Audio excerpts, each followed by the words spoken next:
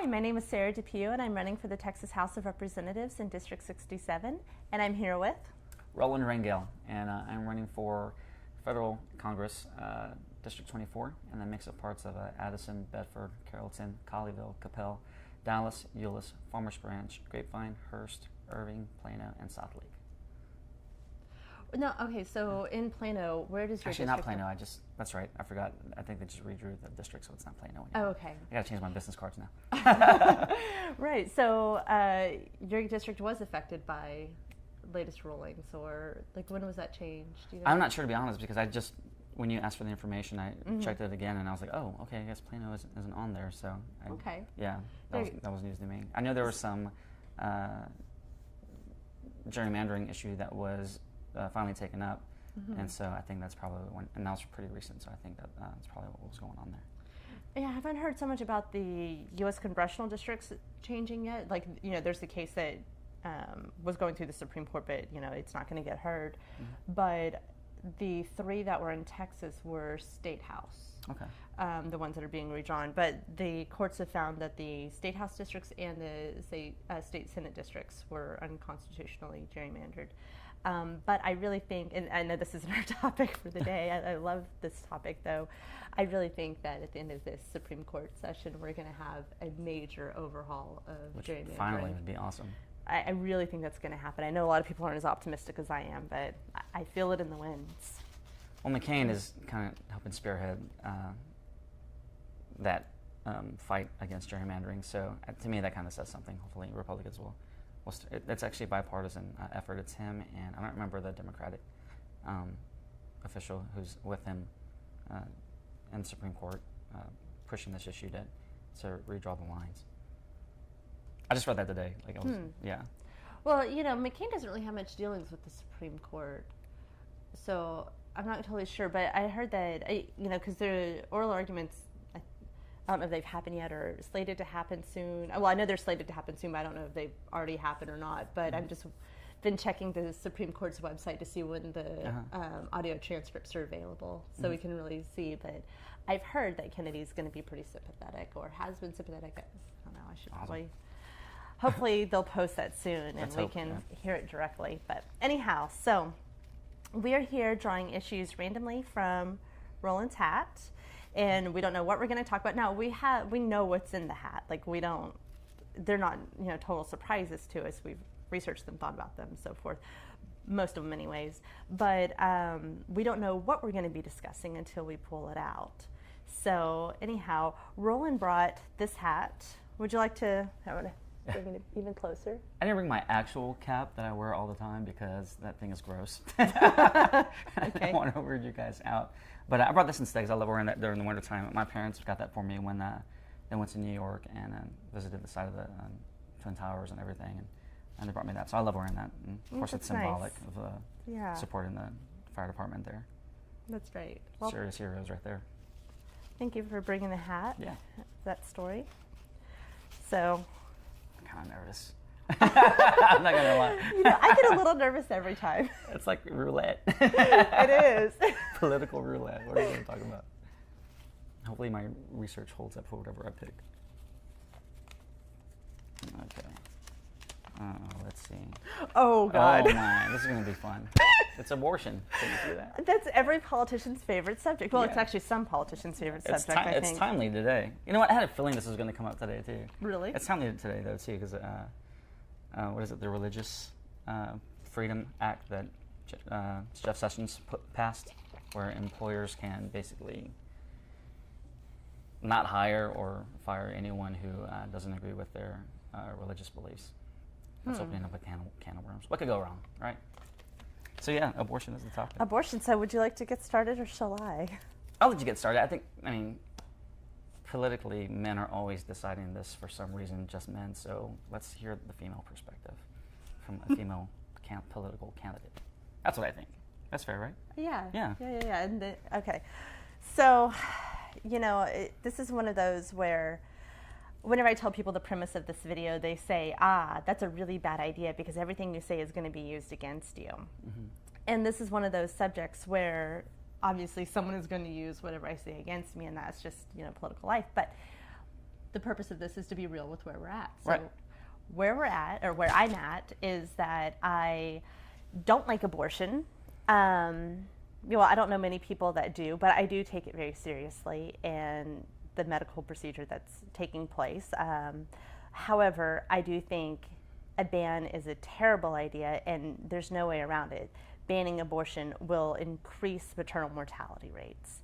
It will actually lead to women dying in a very practical, real-world way. We see what happens.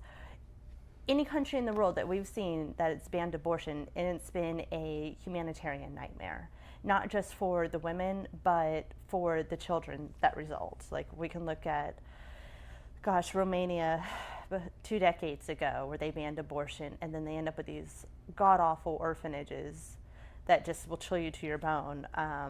And the children that survive those orphanages have lifelong problems. And I'm not saying that's exactly what would happen in the United States, but I can tell you that any country that's banned abortion has had catastrophic outcomes. When it comes to the children becoming adults, you said they have lifelong problems. Is that like poverty or reactive health, attachment disorder? mental? Okay. A reactive attachment disorder is basically an inability, well, a very difficult time bonding. I don't want to say inability, but it means that they don't respond to social relationships in a typical way. Okay. And so whenever they say, get adopted out, and even when they're in a very committed, stable home, they don't form that trusting relationship with their parent. They tend to be very oppositional, defiant, violent. They don't know how to accept the love. And when I say violent, I want to be very clear that, I'm not saying they're going out and committing, crimes and so forth, but there's lots of self-harm behavior or harming their parents and siblings. And, I don't think anyone should be afraid of anyone with a reactive attachment disorder. It's sad for that individual more than anybody, but it's also a very difficult road for the families involved. And you're saying that's because someone chose not to abort, just to put their child in an orphanage, or? Well, I'm not saying an individual. What I'm saying is that when that option is taken off the table for women in an entire country, that there is this influx of orphans that, in the case of Romania, they didn't really have any good options for. So they were in these understaffed orphanages where the children were not getting individualized attention. They weren't getting, the kind of nurturing care that's just absolutely needed for a developing child. So there are too many kids, basically, to be able to get proper care. Yes. That sort of thing. But I want to say that, and also say that I do take abortion very seriously. There's some people, I think, that are not very realistic about what's taking place in an abortion. Like, there's no way around it. It, even at a very humble stage, is still a human life. It's a human life without consciousness at a certain point, and without ability to feel pain, before a certain point, and so forth. But it's part of a continuum, without a doubt. Like, I don't believe that you become alive at 12 weeks or 20 weeks or what have you, but I think that it's a very uncomfortable and difficult balance that has to take place, given the gestational age of this young life, and the mother and community's needs as well. And so this is a situation, or it's a problem that has been confronted by civilizations for thousands of years. We know that abortion's been taking place for at least 5,000 years, probably longer than that. And anyhow, we can talk a little bit about the history of it. But so to kind of get to where I'm at on a policy side of it, is that I want to reduce the number of abortions, but not through banning them or making them more difficult to access, because when you do that, that has bad outcomes for women. That's just the fact of life. Desperate women do desperate things. And, we can look at the horror stories that happened before Roe v. Wade to look at why we don't want that for our young women today or tomorrow. And when we look at how many abortions take place for medical reasons, we don't want to put moms in that situation. That's really, terrifying. But I do want to reduce the number of abortions, and I am serious about that. I believe that there are ways we can do that that don't involve banning them, though, or reducing access. I believe that we can reduce abortions by supporting families better, providing more opportunities, by becoming a culture that, supports children in public more, have more protections for a woman who needs to take time off work after labor and delivery. Because I can tell you, I don't know how some women do it. I'm really lucky to be a stay-at-home mom with my kids, but I really don't know how some women go back to work so quickly after giving birth, but they don't have a choice. And companies are not really required to give accommodations for pregnant women, even in complicated pregnancies, that they wouldn't give to a man in a similar condition. And I don't know what a similar condition would be to pregnancy, but there you have it. That's how it's written.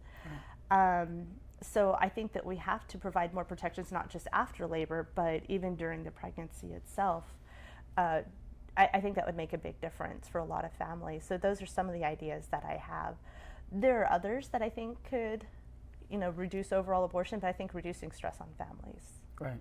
So I've said a lot. No, I'm sure more will come out. Very enlightening. No, it makes me want to dive more into certain talking points that you mentioned. Yeah, so research.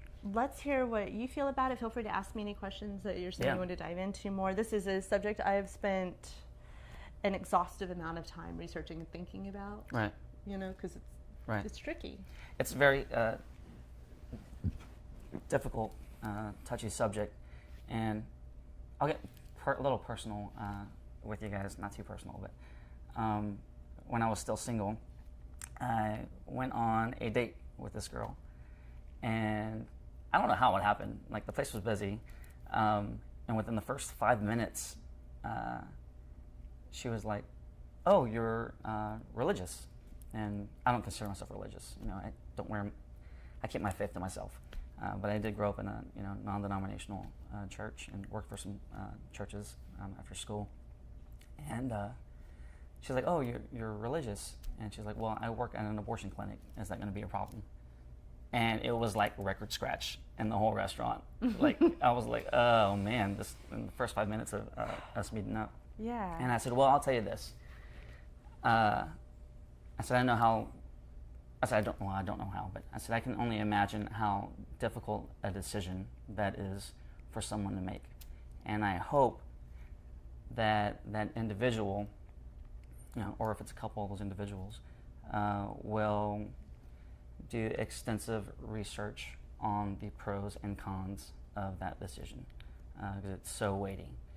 And I said, and when it comes to policy, I don't think it's fair that, even though they're elected officials, I don't think it's fair that a group of men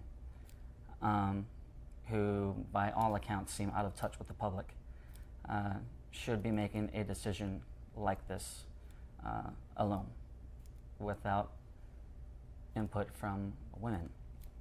In fact, I personally don't feel comfortable with our elected officials voting on this themselves.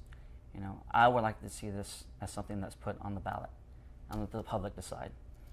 You're pro-choice, go gather your team and hit the voting booth. You're pro-life, do the same thing and let the public decide. And that, in my mind, let the cards fall where they may. Now, if I had to choose, I would definitely say I'm more pro-life. I don't share this very often, but I learned probably, I think, 3 years ago that when my mom was pregnant with me, someone encouraged her to get an abortion. It wasn't my bio dad, it wasn't family or anything like that. But when she told me that, it kind of shook me to my core, and it infuriated me. And I met a woman who, she's kind of a political leader locally in some groups, and she works for, I don't remember if it's a senator or a congressman. But she was telling me her story, and she said she was almost aborted too, but her mother was convinced to put her up for adoption. And so she said she was so thankful that her mom made that choice, because she has a great family, and she's able to help make an impact in her community. And so, like, these are the sorts of things that, you got to consider. I would hope you would consider if you're facing that choice. I know for me, if I had to vote, I actually learned, and it's very important to listen to people, regardless of political party. Do away with that. do away with that that partisanship, excuse me, and just listen to folks. And I remember, I didn't realize this, John Kasich in Ohio, he ran for the Republican presidential nominee. He was on the verge of signing a bill, I think it was called the Heartbeat Bill, where once there's a heartbeat, it's illegal to have an abortion. And for a period there, when I would talk to people about this, every once again it would come up. They would ask me where I stand, and I would always say, I don't think, again, a group of just men should vote on this. And I said, but if I had to make a choice, I would say once the heartbeat begins, that you should make it illegal. If we determine the cause of death when the heart stops beating, then why can't we determine life when the heart beats? But I didn't realize this. I didn't realize that it could be weeks, right, before a woman can tell, that she's, or sometimes months. Yeah, so I was going to ask you on that, on the heartbeat bill, do you know when a heartbeat is detectable? When I read up on it, I don't remember. Would you remind me? Yes, I will. Whenever you find out that you're pregnant, you go get that first sonogram, there's a heartbeat. Like, whenever you can actually see, whenever you can see anything on a sonogram, there's a heartbeat. How many?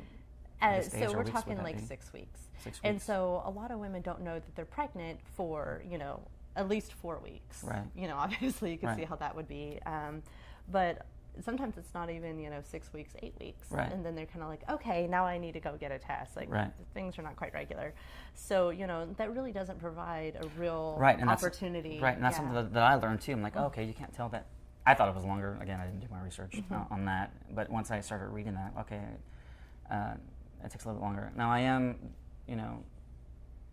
I don't support abortion, but, I think in some cases, maybe it should be allowed, rape, or incest. But again, hopefully that person weighs out the long-term pros and cons. And more than anything, I don't think the government should have any part of subsidizing that by any means. That to me, I would probably be a hardliner on. It would be great to see if hospitals would offer that service. Maybe if there's clinics, that maybe they should be regulated as a hospital would. That way the person's cared for properly. Because I wouldn't want, someone who makes a decision, I wouldn't want them, like you said, to go through desperate means to get it, where they harm themselves, or worse, wind up dying. Well, but I think there should be some sort of, I don't know if fail-safe is the word, but where that individual is protected. Okay, you're going to make this decision. You can have the abortion, but, it's got to be in, a common sense regulated clinic, or a hospital. So I know right now, or for a while there, here in Texas, they were practically throwing the book at clinics, where they're having to shut them down all over the state, right? Yeah, so they created a whole bunch of, there's a couple things I want to unpack, but yeah, on the, what became the Whole Women's Health case that went to the Supreme Court and was struck down as unconstitutional, they required that any facility that performed abortions were, surgical centers had, hallways wide enough for 2 different stretchers could go down them at once, and, any number of similar type regulations that were beyond excessive for the health risk associated with this particular procedure. And I really recommend the oral arguments for that case, because the justices were very clear that since this went into effect, more women were having their abortions later in the pregnancy, not sooner, because of accessibility to clinics. So that means further along the gestational age, second trimester abortions, which are actually far more dangerous to the mother, but also you're talking about an older fetus at that point. So that was very problematic. They also couldn't find any way in which a woman would be safer with these different regulations attached to the clinics. And again, they made them actually less safe because they were having them later on. But most women have an abortion through a series of 2 pills. And those are done at home. So what is the purpose of having a surgical center necessary to prescribe you 2 pills that you're going to be taking at home? Because then if there's a complication, you're not there, you know? It can actually disrupt continuity of care also because of different requirements having to do with the doctors being attached to anyhow. So yes, the Supreme Court struck it down as unconstitutional. But I think that the Texas legislators knew that that was going to happen. I think that they were creating test cases so that they can know exactly where those boundaries are whenever the composition of the court changes. Now they'll be able to create the perfect case to slice by slice impact abortion. That's what I think is happening, because that whole women's health case cost the taxpayers in Texas about $3 million for something that was on its face unconstitutional. One of the results of it is I feel like we're seeing more bills that impact both women seeking abortions and those who've experienced miscarriages, because the procedures are, identical. There's no real difference other than, the status of the fetus at that stage, whether or not they've already passed or, that's what's slated to happen. And now, because that was a real problem in the whole women's health case, is that it didn't make sense to require all of these have all these additional regulations for a procedure if you're having an abortion, but not if you're having a miscarriage, even though it's the exact same thing that's happening. So obviously this isn't about the health of the mother. Do you know what I'm saying? Well, a miscarriage is, like nature, or isn't it? Like it. But you still have to, it depends on the stage that you lose the child at. We actually, getting really personal here, we actually had a miscarriage and did have to have a DNC as a result of it. I'm sorry. And, thank you. It was our first pregnancy, and it was, anyhow, long story, but it didn't emotionally feel well. Right. It was a very sad time. But, there was nothing different about that procedure that I was experiencing than an abortion. Right. But the requirements were very different for surgical center, versus not. Although I did actually have to be, did happen to be in a hospital, so it's kind of an aside. I would love to see what the stats are, what the numbers are as far as the demographics of women going in for abortion. Like, what are the age brackets? And then maybe I had those. Do you really? I did. They're not up to date, but they are like 5 years old. They're on my computer, unfortunately. But I don't remember off the top of my head what that distribution looked like. But it wasn't as young as you might think. Right. It was like 20-somethings. And that's what I was kind of wondering, because, personal belief is that to the same degree we want our politicians to be held accountable for the decisions, we should hold ourselves accountable as well. And so, I think we need to really teach personal responsibility. Personally, I think sometimes we rely on government like it's a deity, like it's God. Give me this, provide that. And then when you give a government so much power, then you get someone in like Trump who can use that against you or take whatever they gave you away. But I'm wondering what the numbers are, because, yes, I understand there are cases of, rape, incest or something like that, which hopefully those are very small numbers. But when it comes to, someone, possibly making a bad decision, now they're fighting for, pro-choice. I don't know. Does that make sense? Like, I hear what you're saying. I don't necessarily agree with you. And it falls on guys too. Like, guys, same thing. Like, we need to be more responsible ourselves too. We're the ones fertilizing here. But I don't know. What's your insight? What's your take? Well, I think that reducing abortions is largely a cultural issue, but I don't think it's a personal responsibility one per se. I mean, we should all be more responsible in every area of our life, right? Right. You know, like we should, recycle more and be more energy efficient, and we should be more responsible on, how we consume food, and like. So, but I think that the life-altering consequences of this particular decision, that's a bit heavy to say. Right. You should have just been more responsible. I think that's not entirely fair. I understand mistakes happen, but I mean, you should safeguard against those, right? Contraception, I believe contraception's good. So, and that kind of gets me back a little bit to a point you had made earlier about, the government not subsidizing it.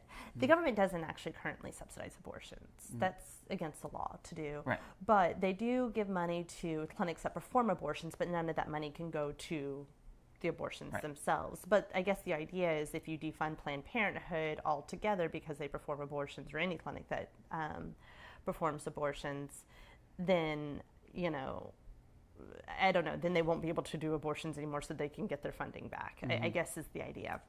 But those clinics, as I'm sure you know, abortions are a very tiny percentage of what they do. Right.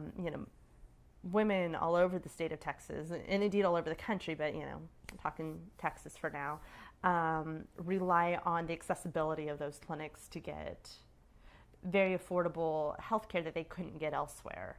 So, like I know somebody who had, well, I'm not going to get into, never mind, I'm not going to other people's personal medical stories. That would be inappropriate. Nice save. Yeah. But anyhow, I know people who rely on that for, access to cheaper medical procedures or screenings or what have you, and that, subsidized money makes it so that they can't actually afford to go get those, whereas they might not otherwise, or maybe that's the only clinic around in your area, which was, something that came up in the whole women's health case as well, as, if you take away these clinics, where is the nearest clinic? Is it over 200 miles, 100 miles? Like, where are you getting your... Because, Texas is a big state, and, we have some areas where the population's nicely clustered, DFW area, Houston, San Antonio, Austin, but there's some areas where, there's not a lot. So, you may be going pretty far if that clinic closes. Right.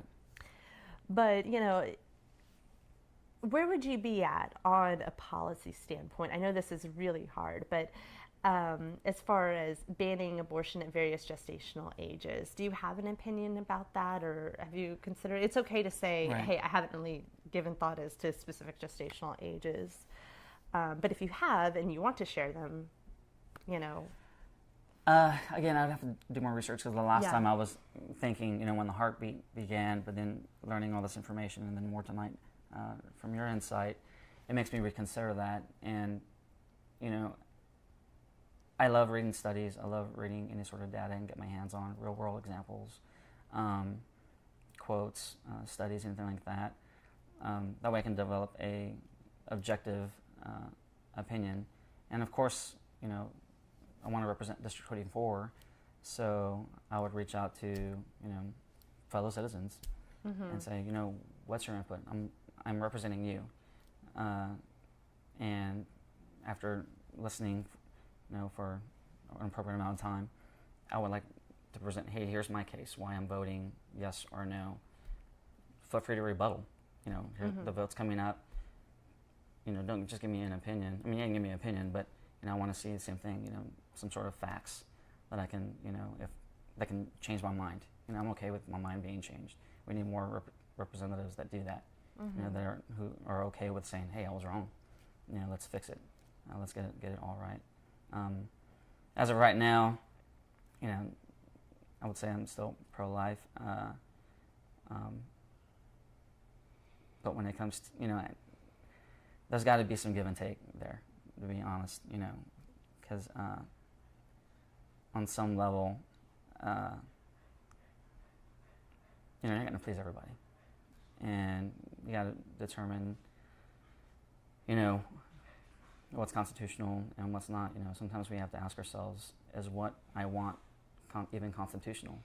And if it's not, then, then go by that.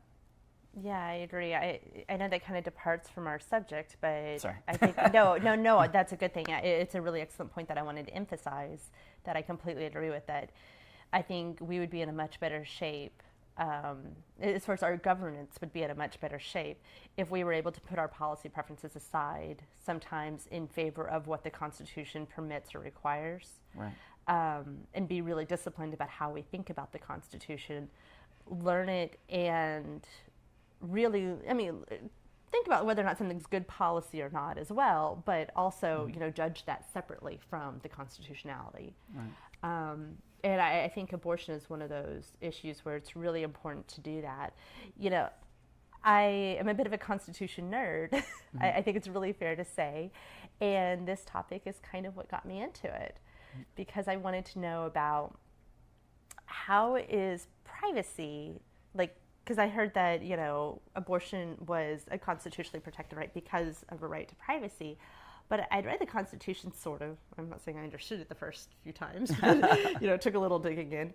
But I was like, how is that connected to this document that I'm reading? What is that? Right. And there's actually this incredible history that led us to Roe v. Wade. We didn't just get, right. It didn't just bloom out of nowhere.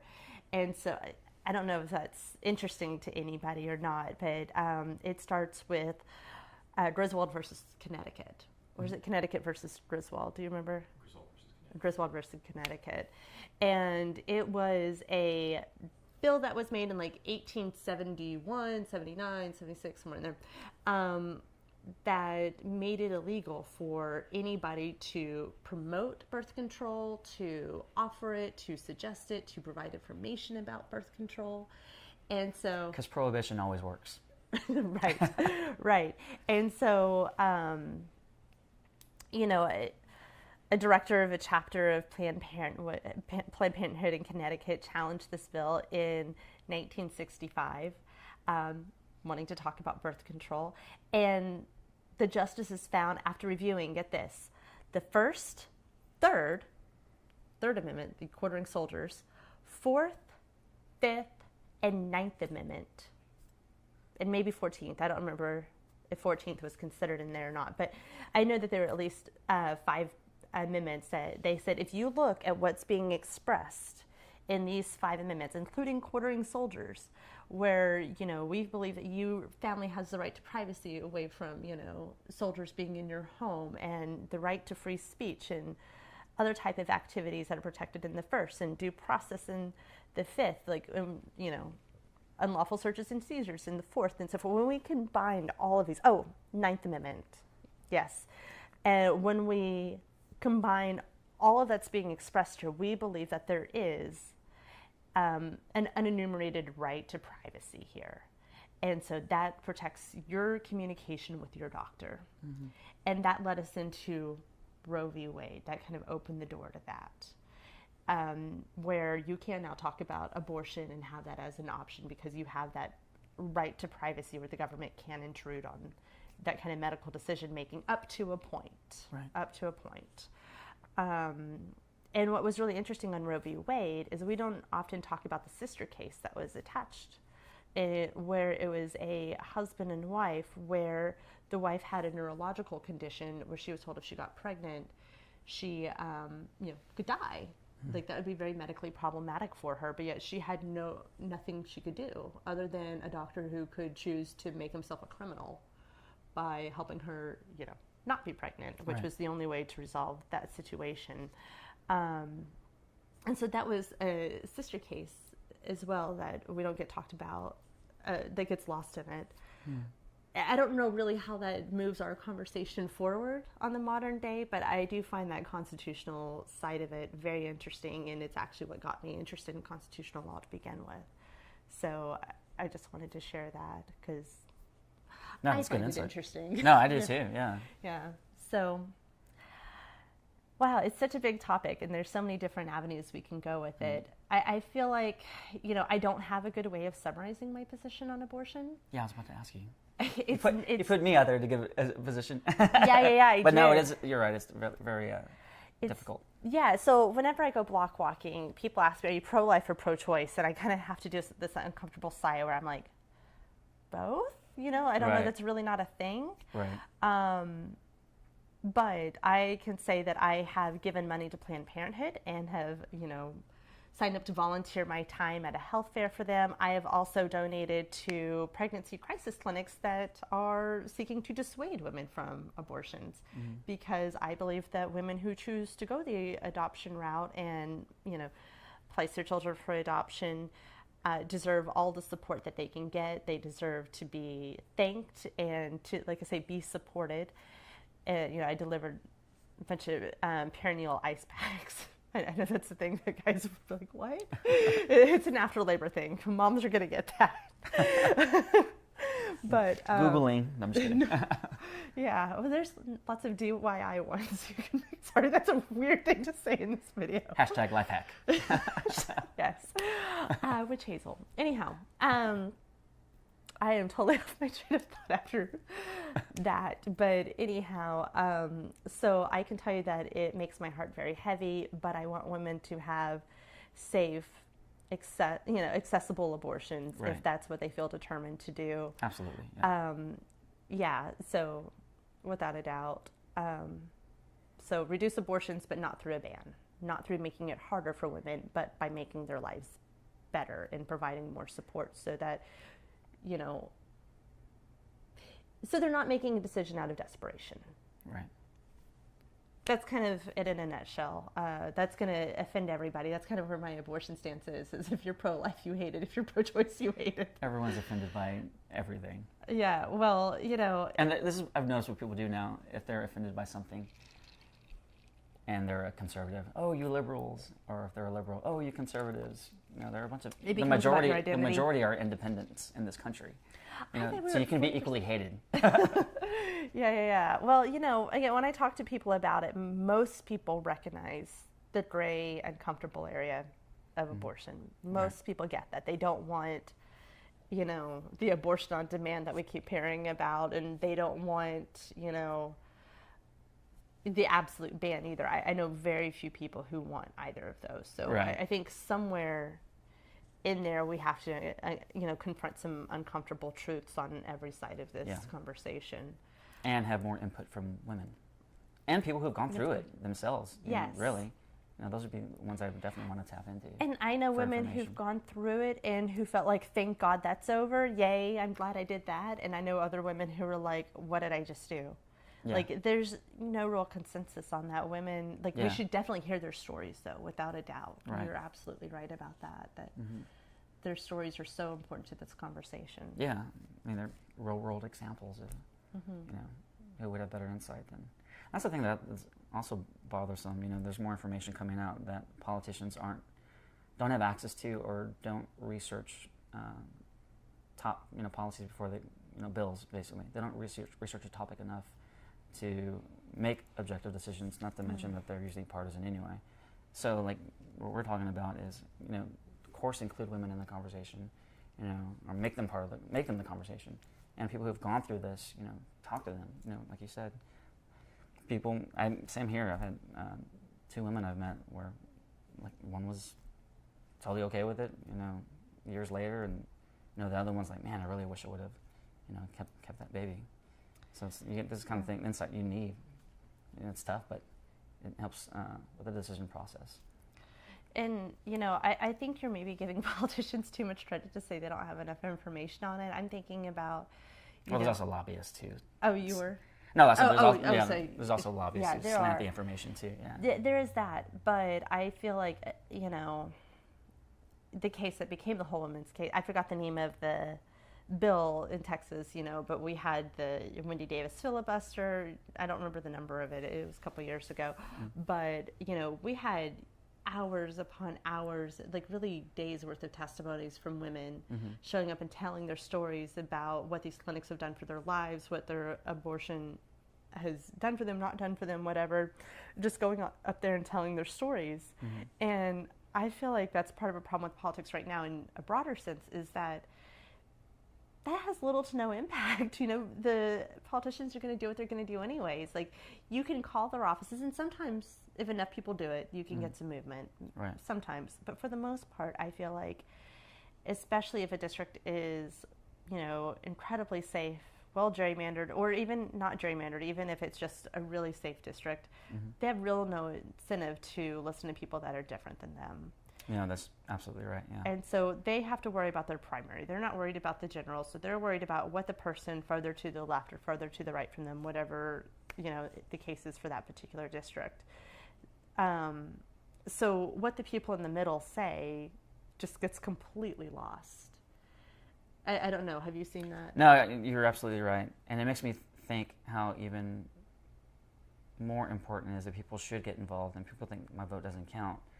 I think sometimes people judge that because they're just judging it off the presidential election. There are all these other races, down ballots that matter just as much, if not more so, because it's more direct. And like what you're saying is, a representative may be in a Republican district, so he, like you said, he doesn't care to listen to what a Democrat says or even an independent says. Well, who might, someone who you voted for as an independent, who may be a Democrat or maybe a Libertarian or, a constitutionalist, whatever.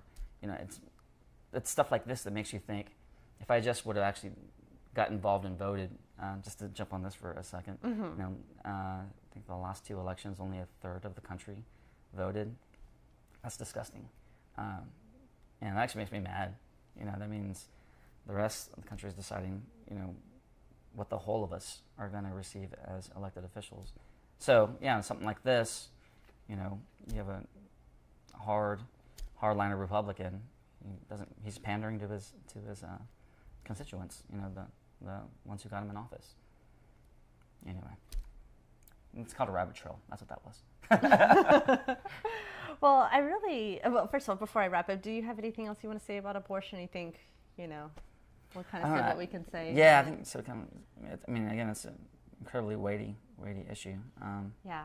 I think we kind of put it all out there. I think so too, and I can say I don't feel comfortable making that weighty decision for other people. Like I really know don't it's either. in my heart, but I Right. don't ever want to make that decision for somebody else or shame them for whatever decision they made. Right. Whether it was choose to place a child for adoption or try to raise a child in difficult circumstances or to abort the child. None of my business. They deserve my support either way. That's all they need from me is my support.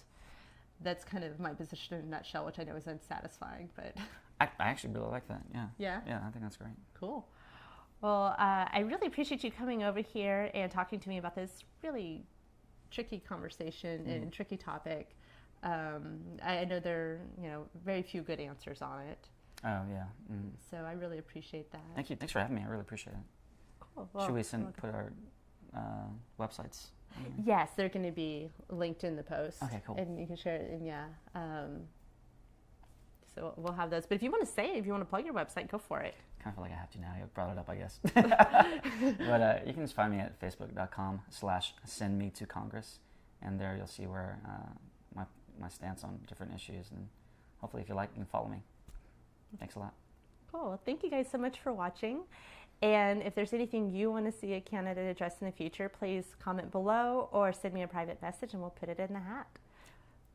Yeah. Oh, and weigh in on this conversation too in the comments. I'd love to read what you guys think also. I would love to hear them and I fear them. So, Yeah, same. But that's healthy, right? We're supposed to hear fear the public a little bit, right? Yeah. That's good. That means they're paying attention. We need more of that.